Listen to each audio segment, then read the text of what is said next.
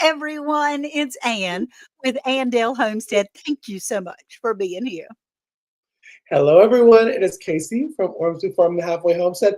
I was ready this time. I was close. You were ready. I was still You not were. ready. Hey guys, I'm Monica from Bland's Promised Land Ranch. Welcome in. We're super excited to be here tonight. And we are excited because we are talking about yesterday's podcast. And we discussed all about cast iron, which I have several cast iron. One of them is a good one. One of them is like the good one that I let people use. And the rest of them are unseasoned and they're like all kind of jankadoodle. So this episode really was helpful. And I have a new renewed sense of urgency to get them ready to use. Yes. Be used all the time. So that's right. It was a good episode, guys. I was really excited about it. It really was. It was very, very informative. It was a very good episode. Because I joked about it. I thought I was like Mr. Knowledgeable on cast iron. Yeah. And then we had our guest up that we'll introduce in a second. And then after that, you're like, oh, yeah, you don't know nothing, Kacy. You don't That's right. That's right. Go get that Martha Stewart pan out of your closet. And use That's that. right. You can't do nothing else. But and I've been using her tricks these last few weeks. Me too. To be able to be ready, as far as heating it up first and all that kind of stuff. Anyway, on high and all that kind of stuff. Yeah, we'll have her talk about that. Yeah, before we do that, y'all must have noticed on our little thumbnail that we are announcing our first round. This is the first, I guess, first annual. Well, first annual, but first category. There's the word. Oh, yeah. There you go. Category of our Hay Bale Awards. We are so excited. The day before New Year's Eve, we are going to be having a Hay Bale Awards, which is basically the Oscars of homesteading channels. There we go. December the 30th. That's right. Yep. We have Jesse and Lisa from Lazy Days Ahead who will be guest hosting with us for the red carpet beforehand and hour-long live. But the first category, I'm putting it up. I'm going to leave a link in the comments. And our wonderful moderator, Ginger, I saw your comment. We are streaming on Ormsby Farm now, so we're good. Yep. Good. I was worried about that. We are a small struggle bus, but we're back. Got you. Ginger will copy this link and post it to everybody's link because we are on multiple different channels. Click on that link. You were able to go and vote for your favorite one for Best Homesteading Channel. And do you want to talk about your two channels that you voted for this one? Huh? Okay.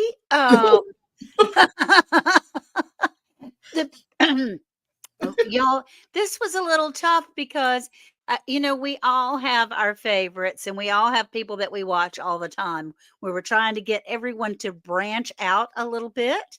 And two of my favorite Best Homesteading channels, under 100 subs, that was the kicker. It had to be under 100 subs, is Black's Tropical Homestead, my friend and pal Cherie and Bobby, and Life on Morrow Hill.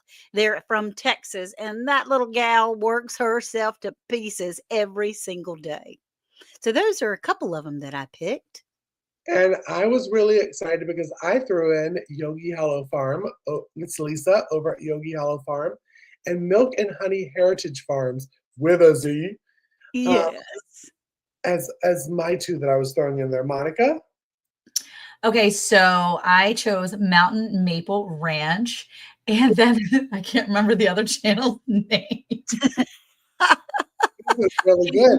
It was Gibson Branch. There you go, Gibson Branch. I couldn't remember. I was like, I know what I was watching, but I can't remember what the name of the actual. So there you go, Gibson Branch. Both of them are really great channels. You should definitely check them out. Yeah. And then Jesse and Lisa voted for MB Heritage Farm and MT Homestead. So now in the chat, and Ginger, if you see it, if you would, please copy and paste. But this is the link. If you go over and you click on that, you'll be able to vote. You can vote all the way until next Tuesday for this one. Next Tuesday, we will be announcing the best channel for new gardeners under 100,000. So that's right. And so, yes, and it's important that you vote. because you are the ones that are going to decide best homesteading channel under 100 subs. And we will go to 3 channels, and the 3 channels will then go to our live December 30th to win our coveted, I think, Hey Bale Awards that will be shipped out to you. So, all that being Woohoo! said, you have a week now. Our fabulous friends Yay! have a week to go visit. Before we go ahead and say hello to everyone, let me bring up my twinsy first because what? Yes, I was Mom. gonna say, when you go to vote, make sure you check out these channels if you haven't yet. Yeah. Go and like watch a few of them and see, because even like it was hard for me because I didn't want to overlap what they were doing. That's why when he said Gibson Branch, it was really hard for me because I was looking at channels that I had kind of watched on the side. Yeah. And there's a lot of really big channels that I watch, but some of the smaller channels that I watch, I was like, let me go find them and find some of the channels that I've seen and that I've stumbled on that I was like, man, this is a really good channel. That's right. Under 100 subs, 100K subs. And it's hard sometimes when you see the same people, but you also want to vote for people in good categories too. So make sure And you take a look. Yeah, at the Life on Morrow Farm, Brienne that runs that, she doesn't know me at all, but I watch her channel all the time. So I just thought it would be fun. Everybody can learn and reach out and find some new friends. And there are Absolutely. people in the chat that are saying they want to go and watch their channels a little bit first, and Yeah. before they vote. I get it. That'll be great. And if you show up in their channels and if you showed up on their channels, make sure you let them know that Round the Hay Bale sent you, that we sent you over as a group, Round the Hay Bale, and maybe they'll come and see us because they may not know all of us as a group. And so that would be really cool to see. Absolutely. Go watch them and see, because you may find a channel that you will fall in love with. That's right. That's right. Oh, you've been voting all day, Ann Philbeck. Nice. Okay, so we have someone. Go ahead. There she is. Yay! She needs no introduction. We all know her. With Lady Boots, Kacy from Boots and Hello. Valley Homestead. How Thank are you y'all? for being here. Doing good. How about Good. yourself? We're good. Now, let me say, before we say hello to all of our fabulous friends, because we have tons that I have starred to pull up. Yes, Miss Dallas. If you have not listened to the episode, go and check it out. It's on our YouTube channel. It is truly a wonderful episode. It if is. you are an owner of cast iron, you need to be a good owner of cast iron. Don't just buy cast iron because it's something popular that you see on YouTube, and all of your favorite homesteaders have cast iron, but you don't know how to take care of it. Make sure you know how to take care of it. And of course, this lady right here is the one that is teaching us. Because again, I told you, I thought I knew everything there was to know. I was correct. I was incorrect. So what you going to tell us about cast iron, Kacy, as far as what would be your number one hint for cooking with cast iron? That's going to be to make sure that it's hot when you use it. Mhm. Oh. Not smoking, but you've got to have it warm. What I like to do is put it on like medium high and let it warm up for about, oh, thank you, Ann. For about 2 or 3 minutes, and then turn it down to medium. You never want to cook in cast iron over medium heat. And of course, every stove is going to be different, but medium is where you want to keep it so it doesn't get to where it's too cool that it sticks, or it's too hot that it's going to burn and you can't keep control on it. So you've got to make sure that you've got it warm before you put any kind of food in it, or it's going to stick. That's right. And so we have a question here. I'm not sure if cast iron can be used on a glass stove. I use it on my glass stove top all the time. Yeah. The whole thing with like the glass stovetop and the ceramic, it's usually with the pressure canner, and it's usually because of the weight and because of the heat for long amounts of time. Like some things we have to pressure for like 45 minutes or something like that. And it's usually higher heat with a lot of weight on it. And that's where the issue becomes real. And cast iron doesn't do that. Yeah, cast iron is going to get hot, But a glass stovetop, it's okay with cast iron. It'll be fine. That's good. That's good.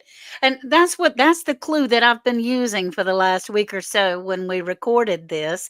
Yeah, my great grandma, she's born in 1882. You use yours, Tamra. That's amazing. Because my husband always would say, don't turn it on high. I want it. I mean, the minute I was putting my fried eggs in the cast iron, which I have here, when it was cold, and turning it wide open,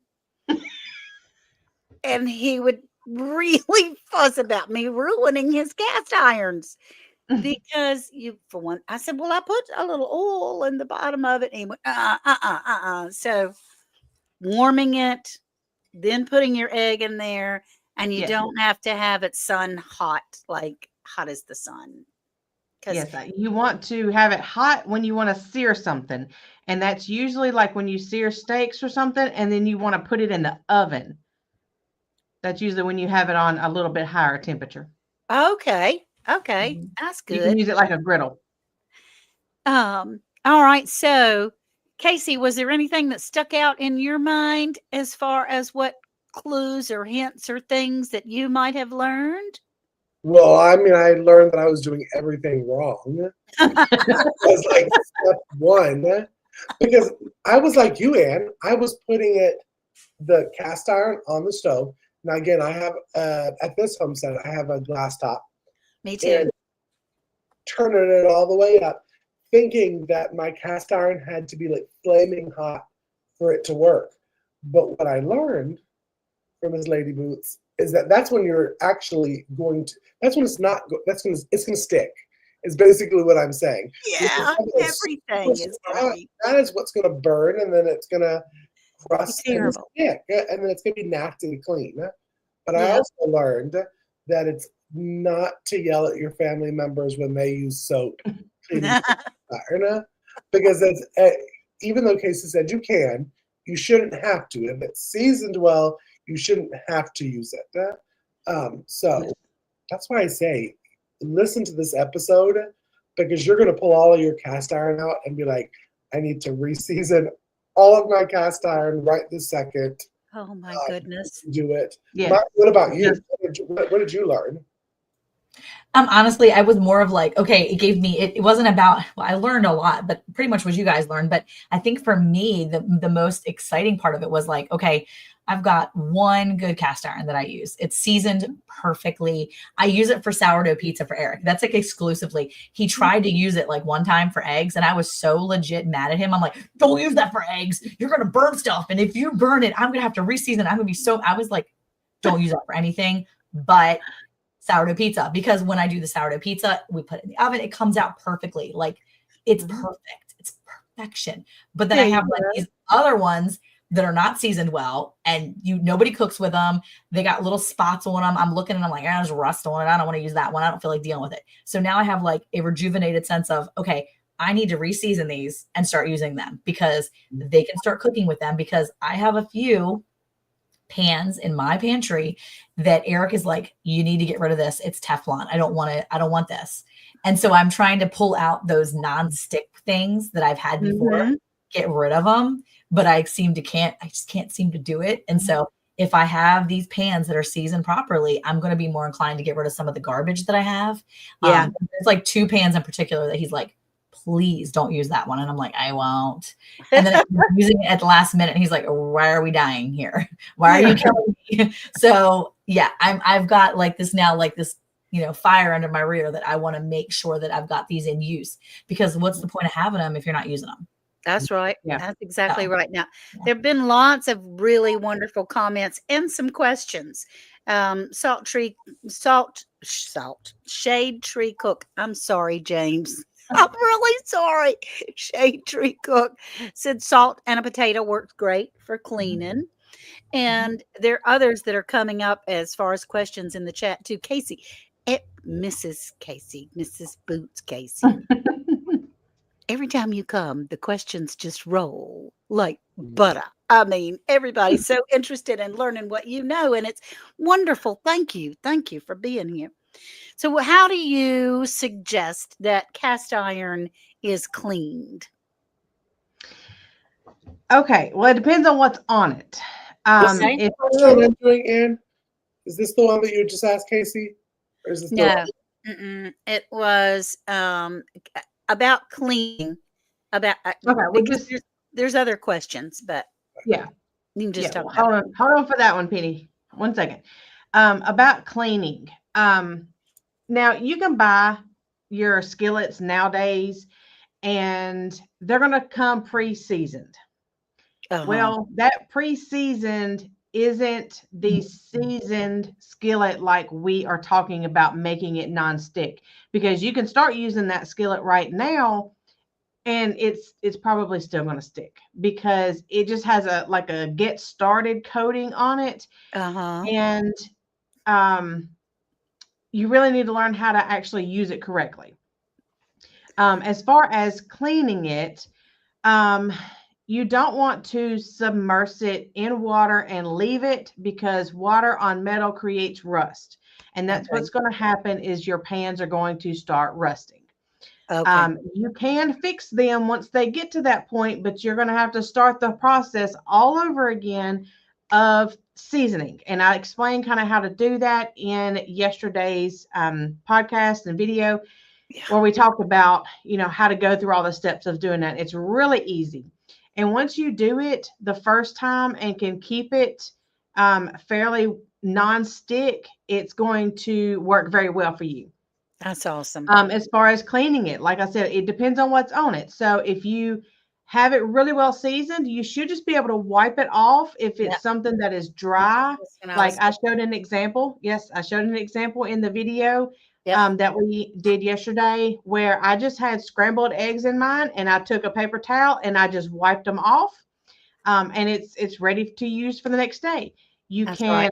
wash anything off that is just with hot water. If it's kind of greasy, just wash it off with hot water. Just Uh-huh. wipe it down with a paper towel so you can get the water off of it and it doesn't rust.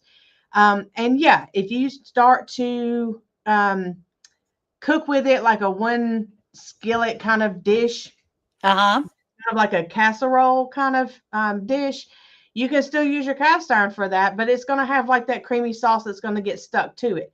Right. And if you don't wash it off immediately, yeah, you might have to let it soak for about 5 minutes in some hot water. You can rinse it off, scrub it. You can use stainless steel, not stainless steel, the yes, the wool thing. Steel wool. Steel wool. Steel wool. There we go. You can use steel wool on it. Just don't do it too much because you'll pull the seasoning off of it. Gotcha. And you can wash it with soap. If you have to wash it with dish soap, you can.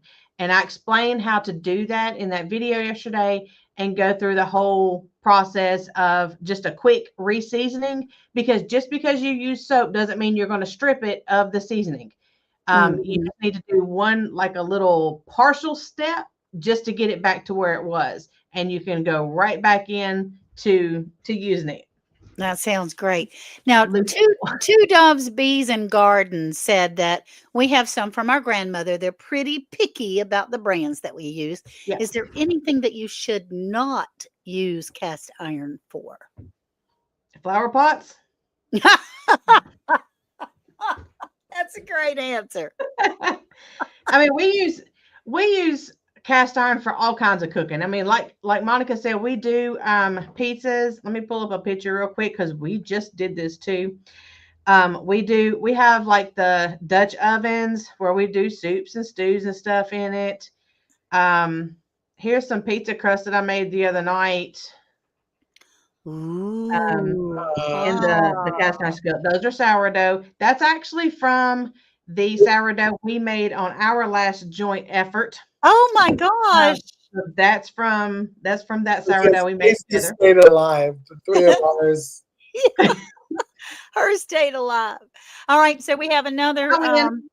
person here. Jersey Dolphins, a buddy of mine, says, I learned that being a cast iron pro benefited me when I purchased a Blackstone griddle this summer. Yeah, Just it's the same FYI. thing. Yeah, it's the same Okay. thing. That's what I tell Stephen. Stephen Oh. cooked on my Blackstone for the first time last month, And I was like, well, just treat it like you cook on cast iron. He was like, I've never cooked on cast iron. You do all that. And I was like, well, okay then. I said, well, you're fixing to learn. So That's yeah, you want to heat it up too before you put all your stuff on it, and it won't stick. That's And right. then you season it afterwards the same way. You want to just kind of put some water on it while it's hot, scrape everything off, and then coat it with a skim of fat.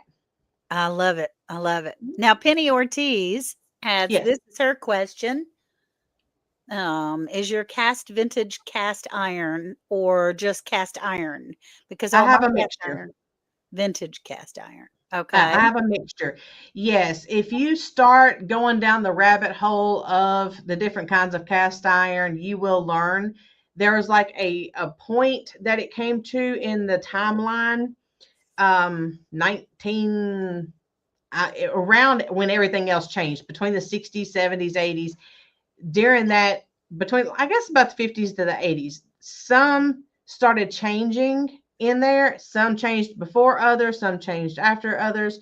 1970s, that's about the midpoint. So 50s to the 80s, Okay. things started changing. They started using different materials. They tried to make more, make it cheaper, and all Of that, course. just like everything else. And so you will learn once you start looking through all of that there are different brands that are better to use than others. Sometimes even the like Lodge, or what's the other big one? I can't think of it right now. There's another big one.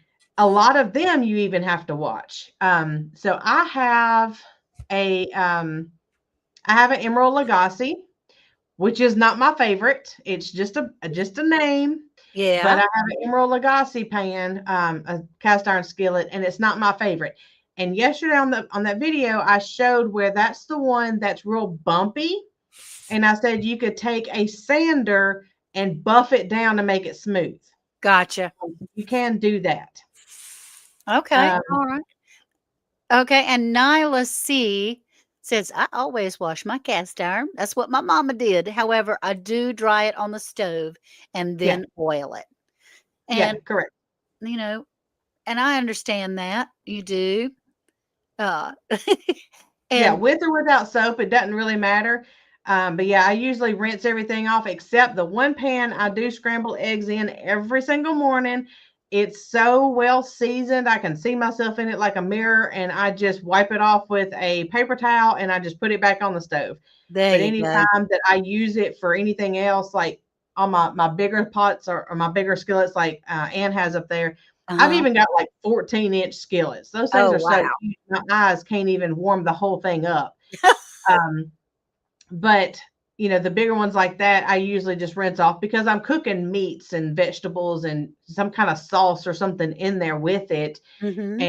And so I usually have to wash those. And then, yes, I explain how you put it on the stove, warm it up, and rub it down with some kind of fat. That's awesome. Mrs. Lazy Days Ahead, Lisa, said she cooks Jesse's eggs every day in a cast iron pan too, in bacon grease, which, Yep. that sounds That's the wonderful. fat. That's good. And I do want to point out one thing that we were talking about earlier about what not to cook in cast iron. Not necessarily a particular item, but be aware when you use cast iron all the time about your teeth. You can start showing signs of too much iron being passed through your mouth.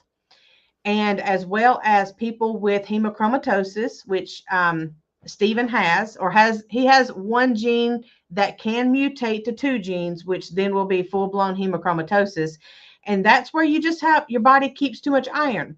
And so what you have to do to treat it is you have to go give blood to get rid of the iron because iron is attached to the red blood cells. Oh my So you have goodness. to give iron to get rid of it. And so with using cast iron, it is iron and it will put iron in your food. And so I have to watch that. So I don't cook every day, all day long with it.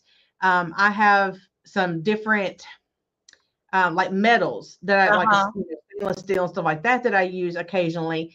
And a enamel coated Dutch oven that I've started using with my soups and stews now. So that will cut back on a little bit of that iron production. But just be careful because of those two things and it increasing iron. Now, if somebody's got anemia, they can use cast iron and it will increase their iron. So yeah. So you just have to see on what spectrum, we're talking about here on, the amount of usage that you can actually do with it on a daily basis. There you go. There you go. Off the wall prepper. Off the wall prepper 2 says, I clean mine with salt and oil, warm it up, then let it cool down. Mhm. So that's I was going good. to ask you, Kacy, but I was muted before we get to another comment. Over here talking to my microphone and I'm muted. Is You it and Monica different both. from how you clean and cook if it's an enamel coated cast iron? Because I just received a enamel coated cast iron. You do it just the same, right? With those, you don't have to season. You're going to treat those like a nonstick skillet, like a regular Teflon.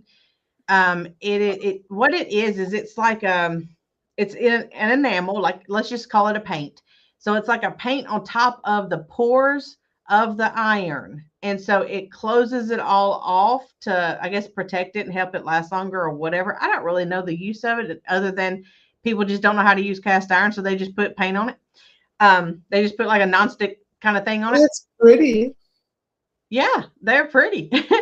But Yeah. with those kinds of skillets and Dutch ovens and stuff that have the enamel on it, you have to treat it more like a metal pan.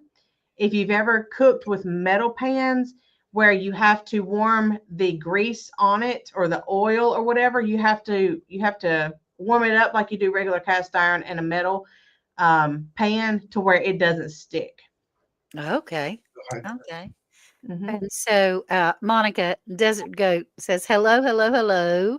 And Ms. Monica, the wise Ms. Monica, the legend Ms. Monica, the legendary boss. Hello, hello, hello. So they love you. I am not the keeper of information. This is definitely Lady Boot's show because she's got that's the thing too. I think it's awesome because when you do come in here, Kacy, like everybody's like really wanting all the information, but I think it's awesome because you're not just giving us information because you know it, but like you've kind of lived it, and because you have medical background, you also can kind of offer some of that wisdom that you've gained just in the knowledge that you have from your background too. Nursing background really helps come into a lot of the things, especially when you're talking about sourdough, when you're talking about this. I mean, I really think that's one of the reasons why you are so knowledgeable in this area. And I think that's one of the reasons too why Eric, he couldn't stop talking about the episode on the live. He didn't even listen to the episode. He listened to the live. And then he was like, oh my gosh, that's amazing. And like, he was just on it. So I have a feeling when he goes back and hears this, because he's busy right now, he's going to be like, wow, that was pretty good. Because there is so much information and it's really cool to know, because everything you should do in moderation, whether it's sourdough, whether it's cast iron, really pay attention to what you're doing and know learn the things that you can use. But just because you have something doesn't mean you need to use it all the time. Right. Well, it's just like the seasons. We have seasonal food, we have seasonal weather. Stuff like that. It's all in moderation where it all comes into play in its own rotation. Yeah. So yeah, you've got to learn what to give and take. Yeah. I love that. I love it so much. Well, thank you so much for being here. Kacy, you want to wrap us up a little bit and say, Lady Boots, we appreciate you. Yes, thank you so much. Thanks for having me. Big. But we had our nominations that came up, and if you could possibly drop that link one more time. I sure can. And again, for those that are just popping in, we are doing a Hay Bale Award, which basically is the Grammys of homesteading YouTube channels. And our first category is Best Homesteading Channel under 100,000 subs. These are our nominees, the 8 that you can be voting on. And what we're waiting for you to do is vote for your top 3, which will be announced in December. I'm going to go ahead and drop the link again and have our wonderful moderators. Lazy Days Ahead is doing that, and Not for Nothing Homestead. You have a full week until Tuesday of next week to vote so that we have our top 3. And then next week, we'll be talking about a different category. We have. Yeah. So also, if you're one of these channels, or if you know these channels and you want to reach out to them, send them the link. Make sure they know they've been nominated for, because you never know. They may be missing out. They may not have seen the email that was sent to them. So make sure they know what's up so they can share this out with their subscribers. Because obviously, right. there's a lot of subscribers that want to take the chance and vote, people that may not know us, but maybe will come over and see what we're doing and want to give their some of their favorites a good vote. So yeah, absolutely share this out, guys. That's right. Thank you. Thank you. And Boots and Bounty, thanks for stopping in. Boots and Bounty Homestead. You definitely need to go and check out our guest as well for tonight. Boots and Bounty Homestead with Lady Boots. The woman There's is, a lot of new faces in here. I know some of them, but there's a lot of new faces in here. Since we stopped doing a whole lot of lives and stuff like that, I miss that connection that we used to have with those lives and stuff. And yeah, so, yeah, a lot of people that don't know me, my channel is Boots and Bounty Homestead. that's right. That's Yeah. right. You definitely need to go check her out. She's amazing. Her and her husband are awesome people, and she's got so much information on there. I've got lots of her videos favorited in my YouTube back channel, like in the, like the private where you go to your like saved watch for laters. I have like a whole playlist of things that I go to. And I think I have like 3 or 4 of Kacy's videos in there as my rewatch. And even Eric said the other day, we need to make some of that egg drop soup that Kacy makes from Boots and Bounty. So you're going to need to go rewatch that. And I promise you, my kids probably could like say her word for word, like how she explains it, because I have listened to it so many times. If I forgot about that. I'm probably about 2,000 of those views on that video. Just Monica, I think you and Eric also, because I've saved a lot of Kacy's videos of learning to line dance. And when Kacy and her husband used to go live, they used to go live when they went line dancing, and they would do a big live and set up their cameras. And I would literally be in my house, solo dolo, by myself, jamming out with Kacy and Steven. Yes. So yes, I have a lot of line dancing videos. I have a whole playlist of line dancing videos. That's right. All Boots and a whole lot of Bounty. Right. Yep. Okay, everybody. Thank you so much for being here tonight. We appreciate you.